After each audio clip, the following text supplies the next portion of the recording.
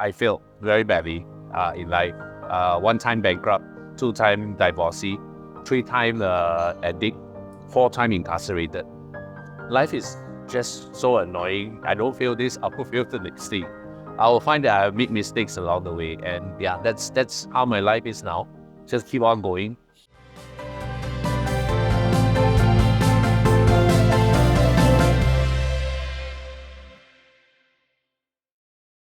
Hi, I'm Fari Wu.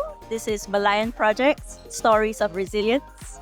I'm here today with Matthew Paul from the Caffeine Experience, and he's an ex-offender turned entrepreneur. So a little bit about Merlion Project. We are a ground-up initiative, and we basically share stories of failure and of overcoming struggles. And that's why we're all gathered here today to come and listen to Matthew and his journey. As you all know, my name is Matthew. I'm your friendly neighborhood drug dealer. But basically, I failed very badly in life. One time bankrupt, two time divorcee, three time addict, four time incarcerated. You just imagine if you have a friend by your side and this guy goes bankrupt, it will be affecting you very badly. But think of another situation. If the friend next to you divorce, his wife and stuff, I think it's also a very dramatized situation. And if your friend next to you becomes an addict and you know he's taking drugs and all this behavior that associated with it, or this friend goes into prison and then comes out and then he comes looking for you, what will your reaction be? I am accumulation of all those failures that you fear that anyone around you is having. And the story about me is not really the 10 times how I fail. It's really, for me, it's just how God was there and gave me a hand and let me continue to do what I do now. Because I really feel that it's a lot of chances given to me. That's my life. That's how I fail. I mean, that's, if you're keen in how to fail, I'd probably be an expert to tell you that. But at the same time, when I started this cafe, I failed from one point to another. I guess the only thing is I haven't given up on it. That's all. And because I didn't give up for more than 10 or more, a lot of years, which is why I'm in front of the TV screen, in front of your cameras now. But yes, that's what I do. I am a professional failure, and now I'm still failing forward. Anyway, life is really not about success, or you really can't define it. What is success? But I define my life. I don't get too now. Last time it's not, but now I don't get too emotionally drawn up when I fail. I look at the failure as in something that, okay, I made a mistake here. Let me address this and try not to fail in the same area again. But life is just so annoying. I don't feel this, I will feel the next thing. I will find that I make mistakes along the way. And yeah, that's how my life is now. Just keep on going. And then I lead a group of drug dealers. They will also fail along with me. But the main thing is to make sure that they do something good with their life. And the something good is not really about big stuff. It's about them having a wife, being honorable to them, and have a children and bring them up, have a family. And I think that's really something good that these guys are doing well in. So yes, that's me. That's what I do. And that's what I am. Caffeine Experience was started in prison. I was in a cell with a group of other drug dealers, and then they go, we are leaving, we are finishing, we are supposed to leave prison, and they go, like, it's very difficult to get a job out there. Some of them have been in there a few times already. They know it's virtually difficult. If you want cleaning job, yes, there is, all the mundane job. But if you want something that is more, it's very difficult because everybody will have 10 resumes in front of them. So from all the difference of opinions, I choose to start a social enterprise. I approached Hilary and I said, let's do this. But the concept is that if there's 10 guys, one with a tattoo, we'll take the tattoo. If there's 10 guys, one with a prison record, we'll take the prison record. And as of now, I think we are close to 90% all ex-offenders here.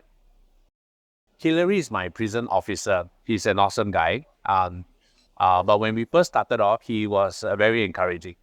He's the officer who feels that there is some difference here and that he could make a difference outside.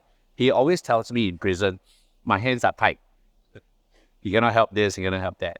So after 17, 18 years of prison serving, he decided to come out and join us. Together we do this. And we started off doing it together for a few years before he moved back to Teen Challenge and the others. He is an inspiration because sometimes at your lowest moment, those guys that actually helped you and walk with you are the most important people. They need to have someone to say, it's okay, try, go ahead. They might not be the one, and there will never be a forever, There won't be the one that will walk with you forever, but it's okay. You cannot deny that during that point where he is most needed, he is there. I respect and I love this friendship that I have with him. And likewise for everyone else, your friend, for instance, you could be at this point in time the biggest influence for him. And really sometimes it's to stand firm and say, that's not the way to go. You don't have to get angry, but, telling him that that's not the path to go. There is a better path. You need advice, you can come look for us. They can come seek our help and stuff. We stand as a beacon of people wanting to turn away from drugs, the whole TCE. And I have people coming to us sometimes just consulting and says, what do I do? I'm going in prison. I'm trying to stop drugs and stuff. So we have ways to assist them and to guide them. Even in TCE here, we have a pastor attached. We have a counselor attached, basically just to work us through our recovery. So, understand today you have this coffee shop, right? Three. Three or four. So, with this business, before that, when you're planning to step in to set up this business, definitely you have a lot of challenges that you face. So, how you solve this challenge?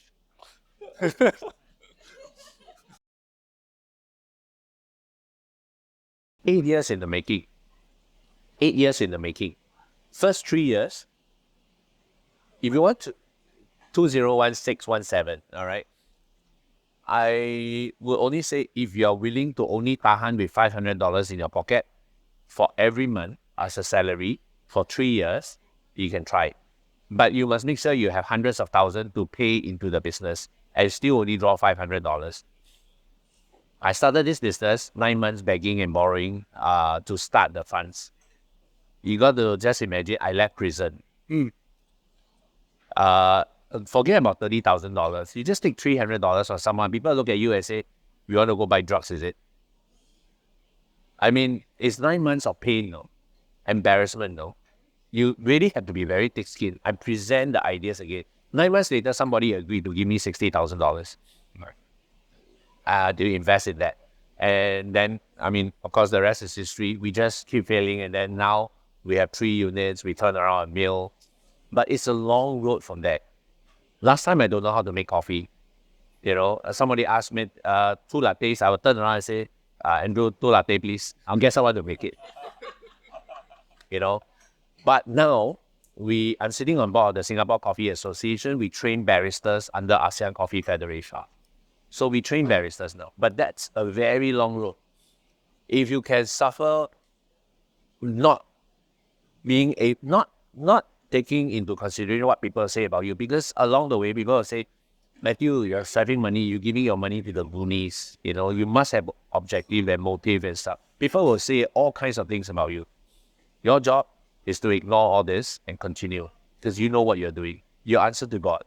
We have died many, many times along the way, and we prayed, and God probably sent some help along the way, and then you just keep continuing. Entrepreneur looks glamorous. It is not. It sucks. I tell you, if I am given a choice and say, start a social enterprise to help ex-offender, take the government's money and do it. Don't do it on your own, because the challenge of running a business and the challenge of a social enterprise is equally as heavy. Of course, in our case, it's really a miracle that I'm still around after 8 years. We would have died many times. First year, second year, third year, almost every year or every 6 months, we are running out of cash flow. We are dying already. I also don't know how I lasted until now. But we did. The most important thing is the entrepreneur himself, your mindset. You must be committed. Die also have to do. You go into the coffee, also have to wake up and come up and get to work. That's it. You just have to push on. Do we make a lot of money? No. Trust me, you want to do business, don't do this. You do interior design, there's a couple $100,000 each project. You do one of these, you spend a few $100,000 and you draw $3-4 from the coffee. And if you charge $3-4, how much do you earn from it? $1 or $2? And you got to pay salaries, rental, which charge in by $15,000 a month. It's no joke. It's very challenging. Yeah, I'm really curious, and I hope you don't mind me asking this, but can you tell us a bit more about your relationship with your religion and God, and how that plays a part in your recovery story? So you see, well, I don't know about religion, but I have a relationship with Christ. So that's for me. To me, he's my friend, he's my Lord, he's one who actually overrides everything. Without him, okay, I am too arrogant a person to be listening to anybody. For one other reason is, I think I'm smart. I think I'm above all. I think I know everything. That was the past. The more I do, the more I realize I don't know anything. But I think I was. So without God, I think I know everything. I won't listen to anybody. I think I will solve everything. And I will work it myself. And on the other hand, think of another side. Huh? I think nobody will know. None of you will know what I'm doing. None of you will understand. I'll be sitting inside taking drugs. I say I will keep quiet. CMB don't know, please don't know, nobody knows. I will think nobody knows. I will think nobody is looking. But because I have God, I know that even in the absence of visual people looking at me, I know God is watching me. I know every time I think certain things that is not right, God is trying to work me out. So it's for me, that actually guided me to change up my entire life of what I think, what I should not think, what I do, what I should not do. And with that, actually guided my path towards recovery. On top of that, if someone died for you, of course, you would do your best to, not to fail that person. And in that case, Christ died for me, and that's what I do. And that is a very, very important factor. I actually, in ICPM, presented an article called Faith Programming, how faith programming affects everybody. Out of those people that are recovering from drug addiction, if most of the people that are drug addiction, they actually seek out solutions. Why they take drugs? It's not because they like drugs. Trust me, a lot of people that I know, they don't like drugs, really. But they have a problem. They don't know how to settle that problem. So they take drugs to just numb that problem. Annoyingly, when they wake up, they'll find, oh shit, I still have that problem. Then I'm going to look for more drugs. So they are seeking. And drugs came in to fill the void. If me as a Christian, my void filled with God, filled with my Bible study, filled with all those and helping my guys and stuff, I live quite a full life. I don't need that to fill the gap. It makes a lot of difference. And if you ask me how faith programming save a person from drug addiction, that is how. But that person must be willing to say, okay, let's try something else to solve it. Because if I use drugs to cannot solve my problem for a few years, I still go on taking that, then yeah, that's not very smart. If you find that the solutions you'll be seeking do not solve your problem, try a new solution. And in that case, just tell your friend, maybe try that. Come look for us or something like that, and then maybe that might help. So far, all the guys with me feel that it helps and they are working. God has been my back and call. I need God, please help me. But when I'm not needing God, I'm taking drugs, I'm running around. So is God in my life? No, God is my back and call, but I know Him. If you ask me, God is not something that I create or I connect with. I know He's there. You know why? Because He creates situations for me to go back to. I ran from church for 40 years. Recently, 2 weeks ago, I just went back to my first church. And all my friends 40 years ago are there. I know my friends, they were 11 years old, 10 years old, and I see boys that are here at home church, 7 years old kid. I see the same kid, I see them, but this guy is 50 years old. That kid, 7 years old, and now is 40 something. with kids that are 11 years old. I say, these are my kids. I'm like, I just that gel, that connect. But the thing is that after 40 years, I went back. So have God been in my life ever since beginning? Yes, God is in our life. It's whether you are able or want to or willing to quiet down and listen. Let me just share with you an analogy for all of you. And I think this is one way to see things. Why we take drugs, why we go to God, why we do what we do. I think I've shared, some of you might heard. There's this guy who's very excited to bring the girlfriend to watch a movie. So it's like, haven't been seeing this movie for a long time, long for it for 6 months, really finally is I'll go there and see the movie. You want to just enjoy the movie. Somewhere behind you, there's this little girl who's saying, wow, so nice to show. The door is going to open. Oh, he's so excited. I'm like sitting down there, it's like, yeah, I can see, stop narrating the entire story, you know. It's like, imagine that until you're watching, somebody is doing that. She just go on and on and on. 20 minutes later, I get so angry. I want to stand up. I say I want to ask her to shut up. I turn around. I look at her. I stop. And I didn't get angry. You know why? I see next to her, literally a blind man. She was actually explaining the story to the blind man. And that's maybe her father and probably a celebration of birthday. Can I scold? Cannot. My anger completely gone. What changed? The situation didn't change. The situation is the same. My perspective changed. One moment, I'm very annoyed with a lady making so much hell lot of noise. I turn around. Next thing, I see this lady narrating to a blind man. In my good conscience or in my bad conscience, I cannot do anything. I sat down. I let her do what she do, and I continue to enjoy my movie. Your little one change in thought, change your perspective to the entire thing. Your emotions, you think that the anger is valid.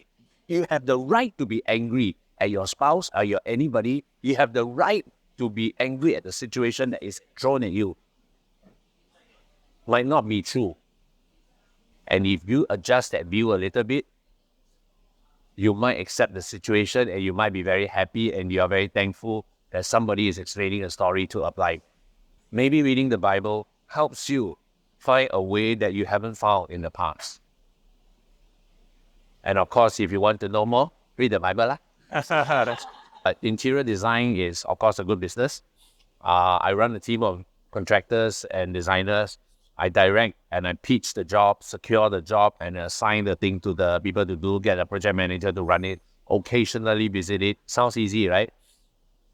But when the legal suit comes, it's not easy. I remember when I went bankrupt because of my interior design business, the bailiff came to my house, put stickers on all my furniture and everything to be taken away. My cars, I have a Chrysler, I have a BM3 convertible, I have an X3, were being all towed away. At that point, I step up the bus. I don't even dare to look up at people. I didn't own any of these things. These are all leased. It is very, very, very damaging to go through a bankruptcy. That's not a bad thing, actually, because after that, money doesn't really matter. You don't really pursue any of this anymore. It's just a path in life. Bankruptcy damages business building unless you are committed. You know that's what you want in your life, then pursue that.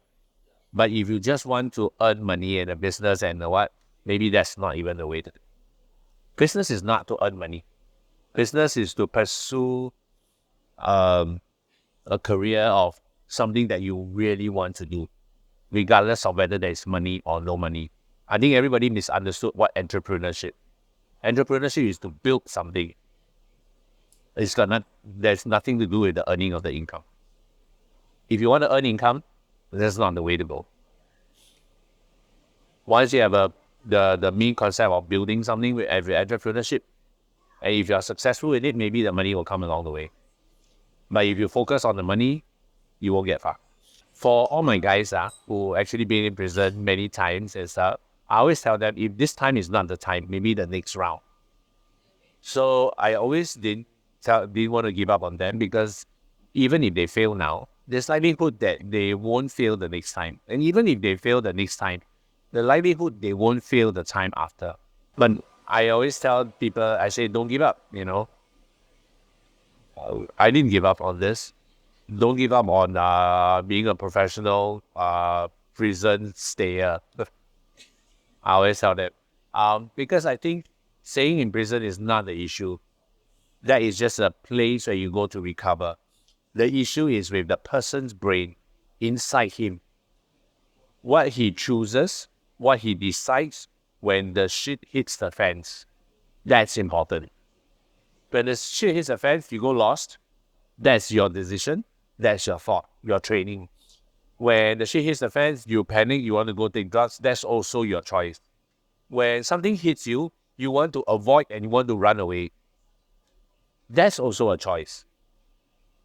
But the best choice is, when shit hits the fence, I faced it, regardless of how embarrassing, how bad, how sad it is. Try something new. Anchor to someone that is above and beyond him, that, just tell him, says, in a time where nobody else is watching, God is watching you. And if he died for you, what would you do for him? Accept yourself. It's not just about prison. It's about sometimes our own failures, our inability to do some things, or our fear of everything that is around us. Once we come to terms with that fear, face it, and you will move forward a lot stronger. How many of us have fear of our own things? We do. Your first thing to need to do is to acknowledge to yourself you have. What are the things? How can you face it? How can you absorb it? You need to absorb it. Because if not, hiding and running away from it doesn't help. You will be faced with it sooner or later. If you have a tap behind you that can provide you with hundreds of thousands, yes, pursue.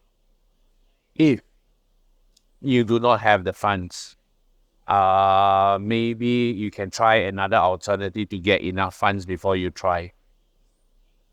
I'm saying all this is so that I can make your life a better life over the next few period of years as you prepare for it. If you are delusional like me, begging and borrowing and then starting something, you have to go through a baptism of fire over the next few years of pains and everything. And then whether you go through it, whether you succeed or not, that's another story to tell. So why face so much obstacle if you can prepare for it? Work or get something that bring up your fun level to something which is easier for you to embark on it, and stand the chance to lose everything. So as an ex-offender, you can start. If you have the talent, if you got the passion, you got the ideal, go ahead. But you got to make sure you have the money to do it. If everything also don't have, then I would not advise you to try.